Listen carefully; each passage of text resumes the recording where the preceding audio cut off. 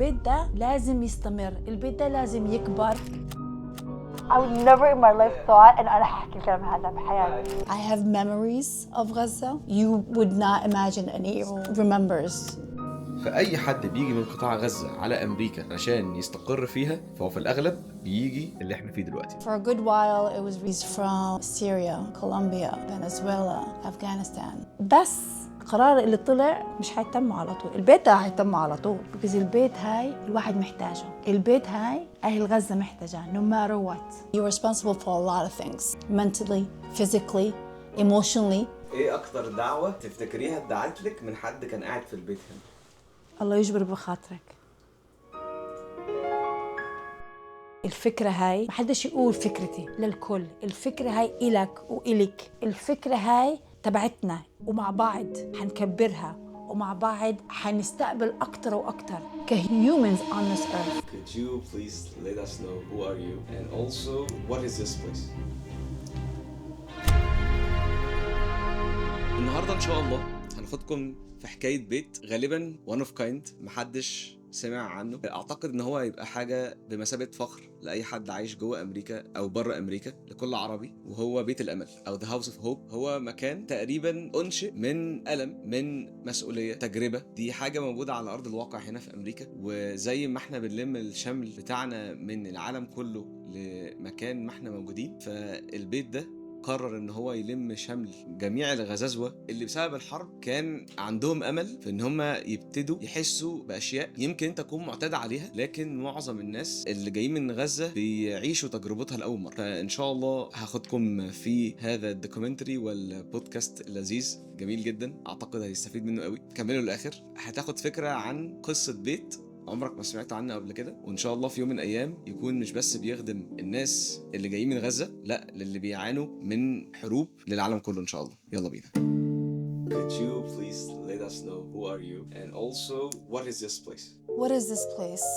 Okay, let's start off with who I am. My name is Najla Khas, a 46-year-old mother of 5. I'm a licensed real estate agent in the state of New York. That is my profession. But along with being a licensed real estate, I also settled refugees for a good period of time in my life. Well, I always said real estate was my 9 to 5. Resettling refugees is my passion job. For a good while, it was resettling refugees from Syria, Colombia, Venezuela, Afghanistan. But then when October 7th came along, I knew that I had to shift my gear and focus on my people. I am from Gaza, and I did live in Gaza for a good period of my life. I left Gaza during the first Intifada. I was 8 years old. What makes me want to help children mainly is because I left Gaza as a child. So that time frame in my life, I've never and will never forget. I talk about it like it was yesterday. I have memories of Gaza you would not imagine an 8-year-old remembers. There's certain time frame that I could repeat to my family and my parents would not believe that I still remember. And that brings you back to Najla, the 46-year-old. So I know how it feels to be a child, a war child. I lived through the Intifada. I have memories of so many moments where I feared for my life. I feared for my siblings' lives. So when October 7th came along and all these children started getting evacuated and coming to different, parts of the world. And then when they came to my neck of the woods, you best believe that I'm going to go right to them in a good way, good intentions, helping them in so many levels and how they want to be helped. Because a lot of organizations think that they know what these families need. But in reality, it should be the other way around. It's what they want because they were deprived of what they want in Palestine, in Gaza. So coming here to America, it's what do you need? What do you want? You tell me. This home right here, House of Hope, gives these children, gives these mothers what they want and what they need. It is established on pure love, nothing more. It's their home. It's their home away from home. How you got the idea? House of Hope idea came about when a community member was put in a situation.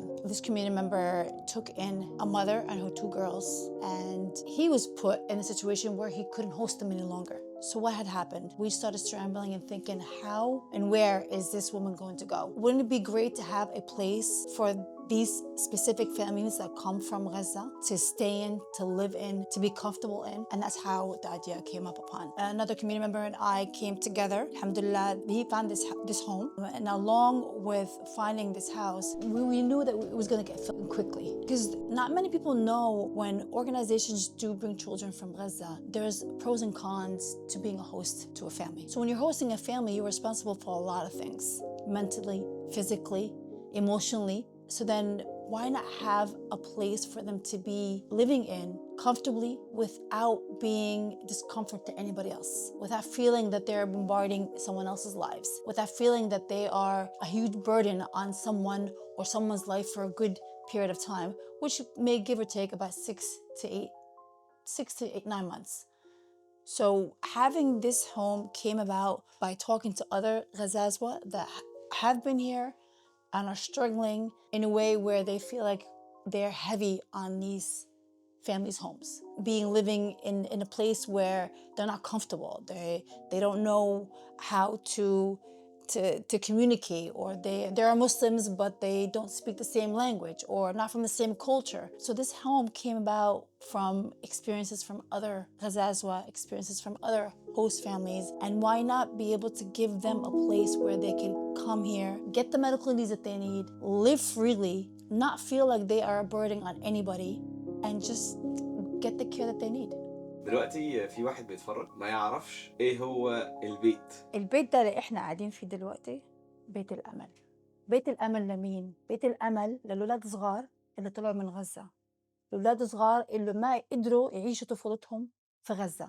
وبنفس الوقت لما احنا نقدم الطفولة وحقهم انه يعيشوا طفولتهم للولاد هدول، مين هيكونوا مبسوطين؟ الأهالي، الأم أو الأب أو اللي جاي معاهم. Stop. Come in. Who is that? So this بيت له معنى كتير ولكل شخص له معنى. So أنا في عقلي عمرها 70 سنة تنضاف من بيت لبيت، أنا you know what أهلا وسهلا فيها وبرحبت فيها. إجا جهاد بعد عنك he is an amputee wounded in Gaza. This house بخلي اللي يدخلوا يقيم شغلات عن اللسة تبعته إنه ما يقلق منها. So إحنا بعد ما لقينا البيت ده طبعاً بدنا نجهز البيت وبدنا نحضره إنه نستقبل أولاد صغار. يعني دائما بتصل علي الكوميونتي إنه يعني في كذا كذا هيك، في قصة هيك، في مساعدة مش عارفة إيش سيدي. It's always يعني إنه في دائما بساعد حد. اجت المكالمة إنه في واحدة كبيرة بالسن عمرها 70 سنة، وبلاش نذكر الاسم بس الحجة. طبعا هي اجت هنا على أمريكا على reunification program. طبعا أنا كنت already aware، يعني عارفة إيش المعنات reunification because I was resettling refugees، وما عندهاش مكان تقعد فيه وقاعدة يعني مضيوفة من بيت لبيت لبيت لبيت. So أنا في عقلي عمرها 70 سنة بتنضاف من بيت لبيت، أنا يعني ما هان عليا because I know إحنا بيوتنا في غزة بسم الله ما شاء الله يعني لا يعلى عليه، يعني بيوتنا في بلادنا. So I can't imagine كيف هي هلا حاسة حالها. هي واحدة عمرها 70 بالسن قاعدة مضيوفة من بيت لبيت لبيت. So you know what أهلا وسهلا فيها وبرحبت فيها. قعدت هان والله سبحان الله، إجت قعدت في البيت، رتبت البيت وتعاملت البيت لكنه وهي لحالها لسه ما استقبلنا حد، لسه ما استقبلنا الأولاد صغار، ورتبت بيت ونظافة ورواقة ويعني اهتمت في بيت لكنه بيتها. سبحان الله. يعني شوفي إحنا كعرب بنقول إنه البيت اللي فيه واحدة كبيرة بالسن فيه بركة. So her being in the house did mean a lot. قعدت فترة يمكن شهرين هي قعدت في البيت. إجا جهاد وأحمد وأمه. جهاد بعد عنك he is an amputee. He doesn't have a leg and he lost a few fingers also. Wounded in Gaza. إجا جهاد هان ورحبت فيه وعاملت جهاد وأمه وإخوته like their own children. وأمه لجهاد شو قديش عمرها 24 سنة، صغيرة قد بنتي، صغيرة يعني ما بتعرفش إشي. So سابت أهلها في غزة وراحت على مصر، ومن مصر إجت على أمريكا، وفي أمريكا بالذات لقت أهلها وناسها يستقبلوها. لقت ناس شبهوها، لقت ناس بيحكوا لهجتها، لقت ناس بيعرفوا الشوارع اللي هي بتحكي عنهم. يعني أنت لما بتروح بتقول أنا بمشي بكذا كذا ومطعم كذا كذا، وهي بتقول لك بعرف وعيلة فلان وعيلة علان وعيلة مش عارفة إيش، وبتعرف العيلة هاي. يعني البيت هاي ريح بالها، ريح بالها من ناحية إنه أنا في أمان. That's one checklist. That's one thing off your checklist. ريح بالها because أنا في بيت مش حقلق عليه منه على أولادي. شو عمره ابنها؟ واحد عمره 9 أشهر والتاني 2 سنين. This house بخلي اللي يدخلوه يقيم شغلات عن اللسة تبعته، إنه ما يقلق منها، إنه مش حقلق من كذا، مش حقلق من كذا. أنا بس حقلق على كيف هعيش، كيف مستقبلي، كيف في غزة أنا كنت أفكر الفيوتشر وكيف بدي أعمل الفيوتشر وكيف أوصل للفيوتشر. بس لما بيكونوا هان ممكن أنا أبلش أشتغل على الفيوتشر. أنا قاعدة هان فترة طويلة، أنا قاعدة هان عشان لسه بدي أعالج ابني. ممكن أنا أبلش في حالي وأبلش أشوف أنا إيش برضو محتاجة، أنا إيش اللي بدي إياه. It takes off a lot of to-do lists. It takes off a lot من شغلات أي أم أو أي أب أو أي عيلة من وين ما كان إنه ما يحكي له همها. هلا كان عنا الحجة وكان عنا جهاد وأمه وأخته وأخوه. يعني جهاد قعدته كانت هان فترة مؤقت because هو الدكتور اللي بده يعالجه بفلوريدا. وجهاد إجا بسم الله ما شاء الله إجا بأورجنايزيشن اسمها كيندر ريليف، وإجينا هان وسجلنا في البيت هاي. وكيندر ريليف also did bring الأم والبنات التنتين اللي أنا كنت حكي لك عن أول، هم اللي جابوهم برضو كمان وعالجوهم ورجعوا على مصر. كان البيت هاي بيت الأمل فعلا فعلا فعلا، بيت بضم البني آدم اللي طالع من الحرب.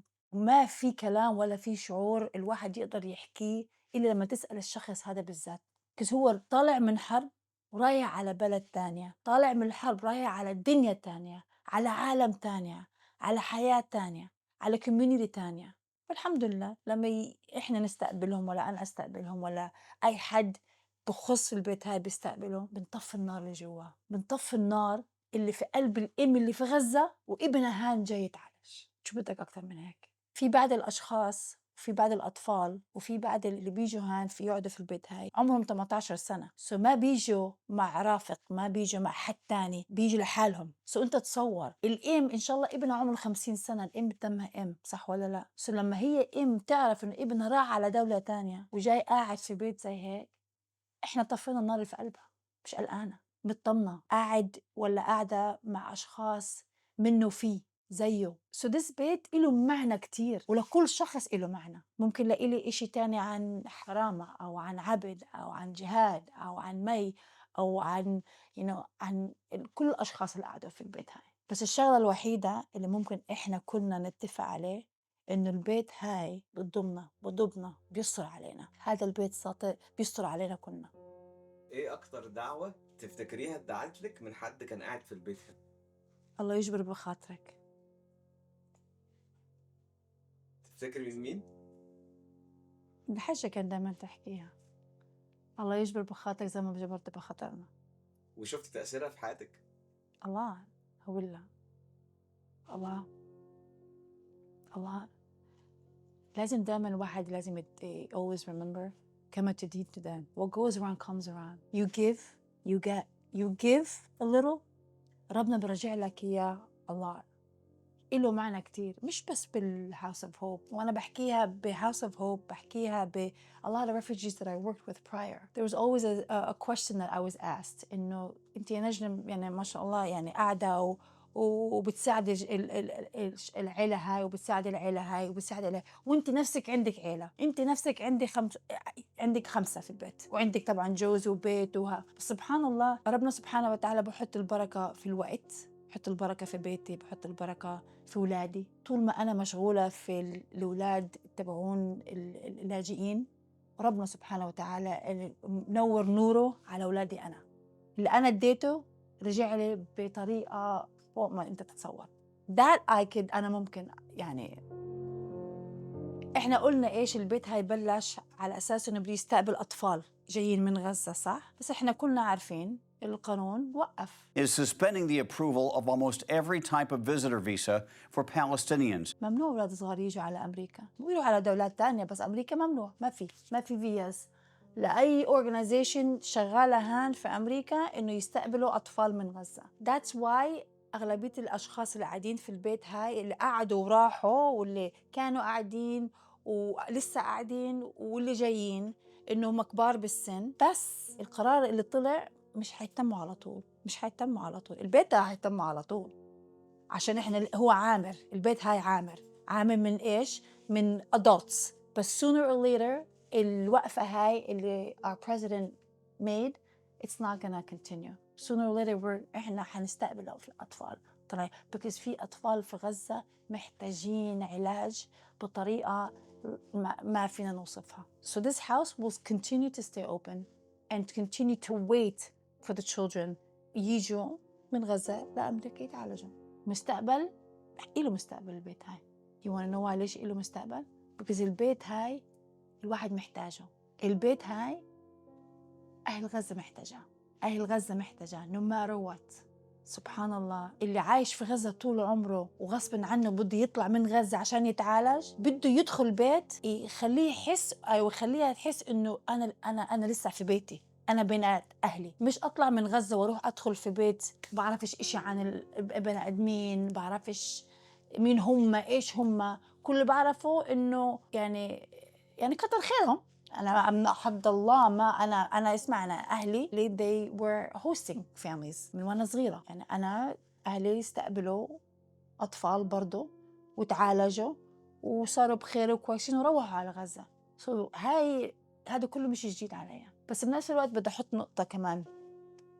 بعد الأطفال لما بيجوا وبيقعدوا مع بيت مع عيلة اللي برا ما بيعرفوا قديش بيأثر على الفاميلي على العيلة نيتها كويسة، بدها تساعد، بدها توقف مع الطفل هاي، بدها تدعم وبدها تعطي وبدها تساعد وبدها تودي، بس بتأثر على العيلة نفسها بطريقة كبيرة. ليش؟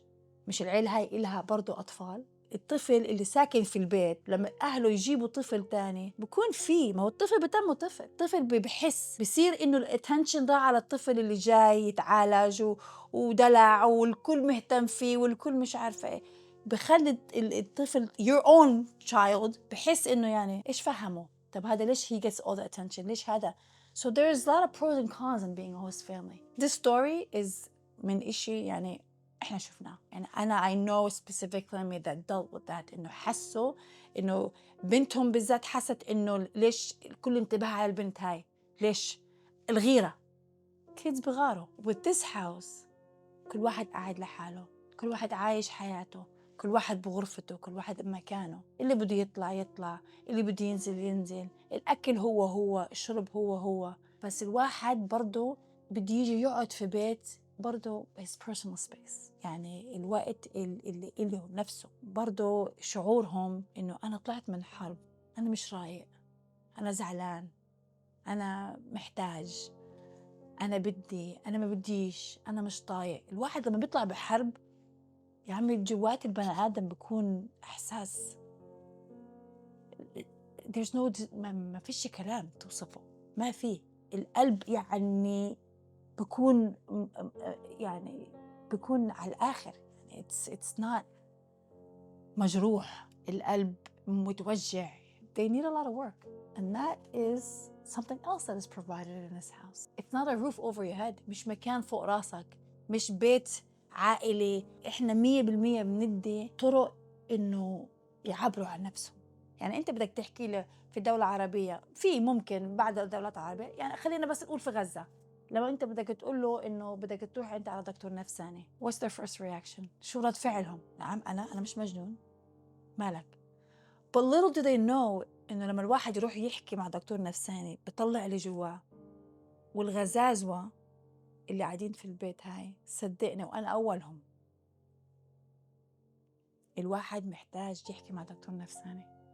And that is something that is provided. That is something إحنا ممكن وبندي وبنقدم إذا محتاج، بس برضو إنه بالقبول من الشخص هاي، بالقبول إنه يرضوا إنه يروحوا يحكوا مع دكتور نفساني because إحنا على culture شوية صعب، صح؟ مختلفة. ما بنقبل إشي بالسهل، لازم نعمل reverse psychology and it's not a bad thing. تروح تحكي مع دكتور نفساني، بتصيري تفهمي نفسك إنه أنا فعلاً بتصرف هيك because أنا مريت بهيك و it's okay. أنت طالع من open air prison صح؟ من حرب، من مكان ممكن أنت فيش بعض الشغلات أنت ما شفتها، يعني بتشوفها هان في أمريكا ما بتشوفها في غزة.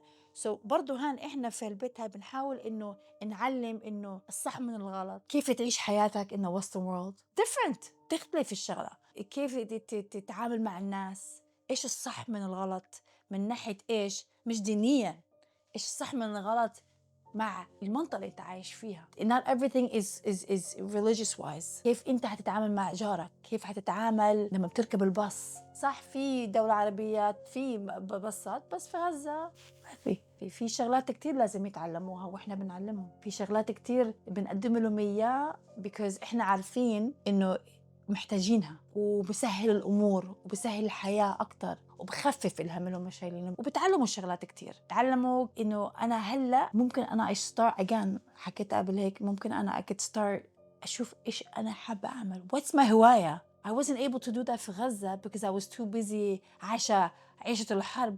أنا ممكن هان أشوف إيش بحب أعمل، إيش ممكن أنا كيف أبلش أعيش حياتي، ممكن أنا أتعلم، ممكن أنا أعلم، ممكن أنا finish my degree. So this house does provide a lot and more, inshallah. And I'm very optimistic about it because I know and the community knows that something like this, it is needed. A home like this, there's a lot of Ghazazwa here in the States that need a home like this. And inshallah, why not? إذا إحنا فاتحينه هان في نيويورك بنفتح بالدولات التانية. Why not? ليش لا؟ آخر سؤال. In terms لو أمريكا فتحت للغزازوة إن هم ييجوا، يا أهلا وسهلا. ليش لا؟ شايفة مستقبل The House of Hope هعمل إزاي؟ المستقبل House of Hope مستقبل فظيع. إيش بتحكي لك يعني إشي I would not be able to handle on my own. And whoever's watching is going to be the one that's helping. Because this is something مش لإلي. This is something that is not just for me اللي قاعدة بحكي لكم عليه. أنا عمال بقولكم إنه البيت ده لازم يستمر، البيت ده لازم يكبر. So الشطارة في اللي قاعد بتفرج وبيسمع الكلام اللي بحكيه. Because it's you that's going to make this grow. Because قعدنا 2.5 واحنا قاعدين قدام الشاشة بنعيط دموع ومش عارفين إيش نسوي وكيف حنساعد ومش عارفين نوصل، ويا الله يعني مش بس المسلمين، العرب والأمريكان، أي الأمة. هيو هان I'm introducing to you بيت الأمل اللي فيه بعض الأشخاص اللي إحنا بنعيط عليه على الشاشة. They're here in your neck of the woods قدام عينك. اللي عايش في نيويورك ولا في نيوجيرسي أو في بنسلفانيا. This home has the people اللي أنتوا بتعيطوا عليه قدام الشاشة. نساعدهم، نقدم لهم. وبعدين على فكرة البيت ده مش مكان على طول عايشين فيه. هذا البيت إنه بنستقبل، بنعلم، بنفرجيهم كيف الحياة. طبعاً والله بسم الله ما شاء الله بيقدروا يطلعوا ويعيشوا حياتهم ويبلشوا because إحنا علمناهم، إحنا وقفنا معاهم، وهم بيقدروا يساعدونا نساعد اللي جاي.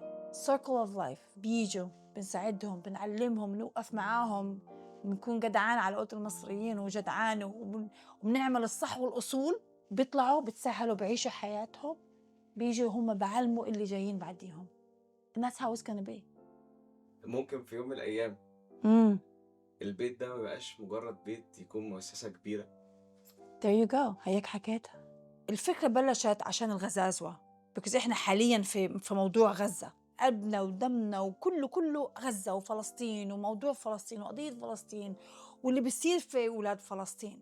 That's الفوكس هلأ. بس بدي أقول لك شغلة، لما اللاجئين ييجوا من بلدهم وين ما كان، خلينا نقول الأفغان ييجوا يستقبلهم مين؟ أنا was a refugee resettlement agent. كنت استقبلهم، ندور لهم على دار، نقعدهم في دار، نعلمهم، ندرسهم، نسجل أولادهم في المدرسة، نعلمهم كيف الحياة. ما already it's موجودة، الكونسبت موجودة، بس إيش كل واحد في حاله. بس البيت هاي ضم الغزازة في بيت واحد because هم محتاجين إنه يكونوا مع بعض ومحتاجين بعض. أصلاً غزة كلها إيش متر بمتر. It's not that big. So the concept is there already when you resettle refugees. But what changed for House of Hope إنه قعدناهم كلهم في بعض because فعلا إحنا محتاجين بعض. Because اللي صار في البلاد واللي صار في غزة there is no word to describe. So بيت واحد كذا عيلة that's what's different. اوكي، حابة تقولي رسالة أخيرة؟ الرسالة الأخيرة للناس واللي بتفرجوا وقاعدين بيسمعوا، الفكرة هاي محدش owns it، محدش يقول فكرتي، محدش، وأنا بحكيها هلأ قدام الكاميرا وأقول الكل. الفكرة هاي للكل، الفكرة هاي إلك وإلك، الفكرة هاي تبعتنا، ومع بعض هنكبرها، ومع بعض هنستقبل أكتر وأكتر كهيومنز on this earth. So أرجو إنه أي حد حابب إنه يزيد عن الفكرة هاي أو يساعد، مش بس مادياً، يساعد بأي طريقة. I'm the woman to reach out to. إن شاء الله. إن شاء لو الله. بدأ بلايك أو أي شيء. لا أنا لا مش لا محتاج. I you know what that I would never in my life thought إن أنا هحكي الكلام هذا بحياتي. إن شاء الله. لا. But I answered all the questions that you want in a good way, in a heartwarming way, in a way where Very nice. والله it's very nice. Okay. الحمد لله. because if it's not what I want, I'm going to come after you.